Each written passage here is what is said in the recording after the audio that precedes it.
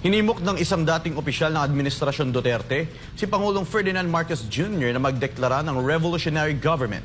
Alamin kung bakit sa report ni Jason Rubrico. Binigyang diin ni dating Chief Presidential Counsel Attorney Salvador Panelo na hindi ligtas si Pangulong Ferdinand Marcos Jr. sa pananagutan kaugnay ng mga umano'y anomalya sa mga flood control project. Giit ni Panelo, nagsimula ang problema sa 2025 national budget na mismong Department of Budget and Management ang gumawa at imposible aniyang hindi ito alam ng Pangulo. So madalit sabi, alam niya kung saan allocated lahat ng mga pondo. Dadaan sa kanya bago dali sa Kongreso. Pagdating sa Kongreso, yung mga kaalyado niya, sila ang gagawa ngayon. Susuriin. Doon nila pinapasok yung mga insertions nila, unlawful.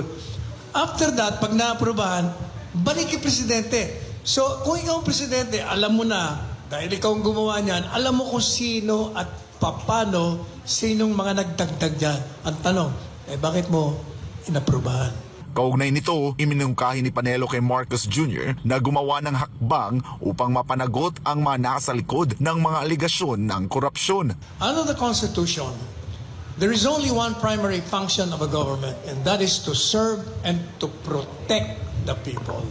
You're head of government. If your government is failing, then kailangan gumawa ka na ng mga hakbang. May constitutional basis naman. Mag-declare ka ng revolutionary government. Bakit revolutionary government?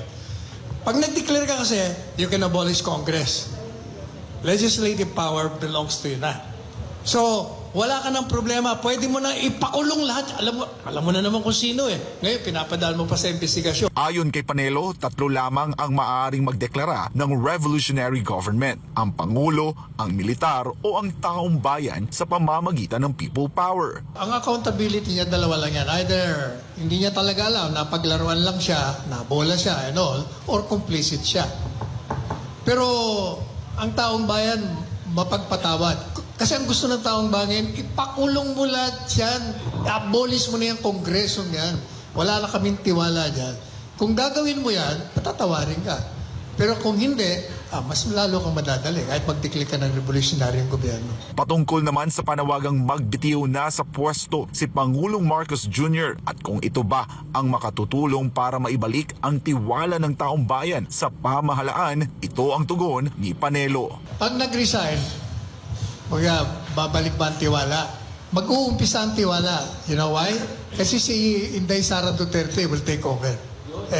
Ang popular rating, trust rating niya napakataas. Para sa Diyos at sa Pilipinas kumahal, ako si Jason Rubrico, SM9 News.